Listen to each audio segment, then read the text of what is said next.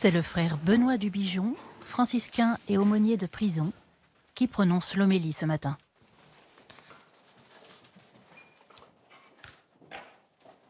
Cette fête de l'Épiphanie m'invite à me lever vers l'aurore et la clarté de Dieu. Je suis un chercheur de Dieu, chercheur de cette clarté naissance. Pas celle, vous savez, des magiciens qui sommeillent en moi ou qui me font croire à ma bonne étoile. Pas celle qui est perdue dans les étoiles, mais celle qui me conduit là, à la crèche. Marie et Joseph sont partis, loin, loin de chez eux.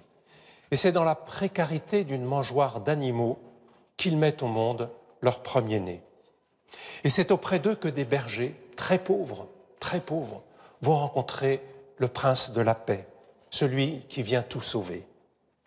Guidés par une étoile, des chercheurs de sens, comme chacun de nous, des mages, viennent jusqu'en ce petit coin de Palestine où, étrangers par leur langue, leurs coutumes, leur religion et leur conception du monde, ils vont arriver, mais en passant par Jérusalem, peut-être attirés par le pouvoir et le prestige des grands. Puis, ils se laissent attirer par une toute petite étoile, à peine plus grande que toutes les autres, accessible seulement à des cœurs qui écoutent leur tendresse, à ceux qui n'ont pas peur de leur fragilité, de ce qui est modeste, de ce qui est faible, à ceux qui ne voient bien qu'avec le cœur. Car c'est dans la nuit que l'on voit les étoiles, pas ailleurs. C'est dans la nuit obscure de nos vies que le Christ de la crèche naît, sans éclat, sans brillance, sans pouvoir. C'est aussi dans la nuit que 30 ans plus tard, il se relèvera, lui, le premier-né d'entre les morts, laissant son tombeau vide, là où nos rêves pieux et toutes nos illusions tombent d'un coup, là où nous avons l'impression qu'il n'est plus rien, dans la nuit. Oui, des mages, des étrangers à la fois juifs sont allés jusque-là. Ils cherchaient le très haut, ils ont trouvé le très bas, au point le plus bas de notre globe. Et ces étrangers vont se prosterner devant un bébé dans une mangeoire d'animaux. Vous vous rendez compte, quoi de plus étrange? Eh bien, c'est le même dont Pilate dira 30 ans plus tard, « Voici l'homme ». Oui, comme chrétiens, nous croyons effectivement que le Christ, ce Jésus de la crèche, va devenir l'homme parfaitement réussi aux yeux de Dieu.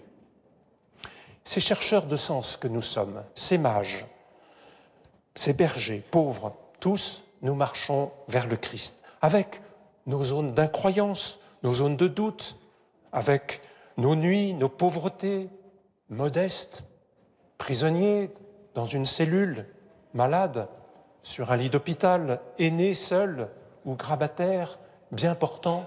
Oui, tous, nous pouvons, avec ces mages et ces pauvres bergers, nous approcher de l'enfant Dieu dans la crèche pour être illuminés de la foi. Chercheurs de Dieu, creusons notre désir en nous laissant guider par les étoiles de la vie de Dieu, cet enfant, conseiller merveilleux. Les mages offrent de l'or, de l'encens et de la myrrhe pour mieux nous inviter à mettre Dieu à la première place, à adorer le Christ quand nous l'aurons trouvé dans la crèche, à déposer devant cet enfant les armes de nos violences intérieures, de nos volontés de puissance, pour mettre sa divinité au cœur de nos modestes vies, pour honorer et contempler la présence mystérieuse de Dieu dans nos proches, quels qu'ils soient, pour rencontrer le prince de la paix, là où il est déjà présent dans la crèche de nos cœurs, parfois enténébrés.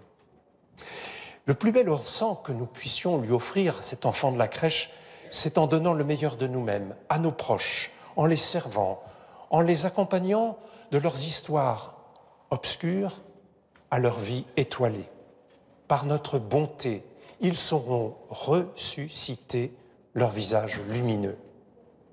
Et puis, vous avez entendu, les mages repartent par un autre chemin.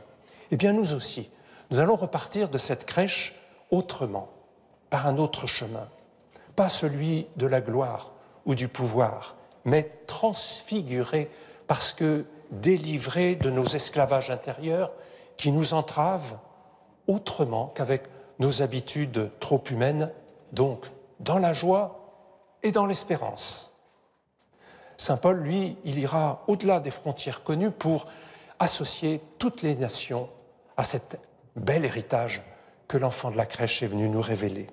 Eh bien, comme Saint Paul, comme les mages, comme les bergers, prenons ce chemin qui nous laisse surprendre, qui nous laisse en quête de la vraie personne qu'est le Christ pour une relation personnelle avec lui, en lui offrant non plus de l'or, de l'encens et de la myrrhe, mais notre personne pour servir son royaume de justice et de paix. En ce début d'année 2025, prenons ce chemin des mages qui se laissent surprendre et dérouter par ce qu'ils n'attendaient pas. Sortons de nos prisons intérieures et il entrera. Sortons non pas remplis de nous-mêmes, mais emplis de Dieu. Dès le XIVe siècle, en France, la galette des rois était partagée en autant de portions que de convives, plus une portion qu'on a appelée la part du bon Dieu. Elle était réservée aux premiers étrangers qui allaient frapper à la porte. Quant à la fève, symbole de fécondité, elle porte en elle le germe de notre quête de Dieu. Nous sommes des chercheurs de Dieu.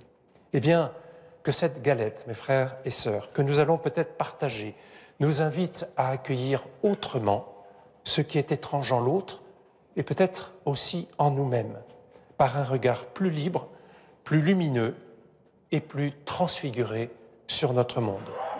Cherchons la clarté d'en bas. Belle année pour vivre le présent en présence du Christ.